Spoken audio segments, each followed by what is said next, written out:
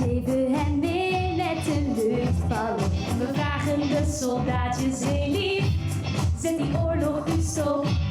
En een generaal aan de horizon kijkt omhoog naar de wondere regenboog. 10.000 luchtballonnen kleuren de hemelblauw. 10.000 luchtballonnen zijn op weg naar jou.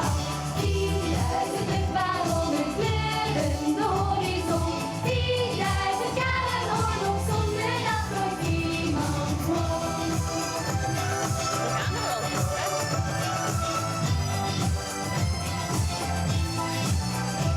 Zijn we allemaal weer boos op elkaar? Weet je wat ik dan zeg? We knuffelen driedubbel dik voor taak. Ik heb een kaartje af, een tekening klaar. En ik stuur ze op weg. En een lief klein meisje hier ver vandaan kijkt omhoog naar de wondere regenboog. 10.000 luchtballonnen kleuren de hemelblauw. 10.000 luchtballonnen zijn op weg naar jou. 10.000 luchtballonnen kleuren de horizon. 10.000 jaren oorlog zonder dat nooit iemand won.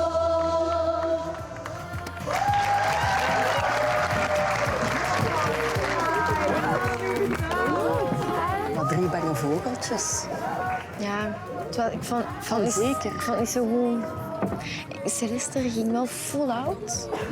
Dat vond ik heel goed. En echt zo, je zag dat hij echt alles wat Tommy heeft gezegd, zo van je moet performen en je moet dit ding, dat deed ze wel. Maar haar micro ging op den duur dat doen. Maar ik ben echt wel heel blij. Jullie? Ik ben een beetje sprakeloos. Ja, ik ook. Ik weet ook zo niet meer goed waar allemaal is gebeurd. Nee. Ja. Ik vind het eigenlijk heel jammer voor Giana, want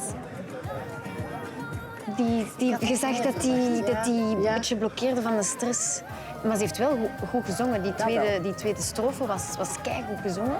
Dus ze heeft daar wel herpakt. Gezicht dat er dingen niet gingen zoals dat het moest. En dat is het probleem. Hè. Als je zelf in een twijfel schiet en je ziet dat, dan gaan de mensen ook kijken wat gaat er mis. En dan beginnen elk foutje te zien. En ik heb heel veel foutjes nu gezien. Ja. Terwijl ik denk als die gewoon zouden kijken van ik weet wat ik aan het doen ben, dan zou het mij misschien niet opvallen.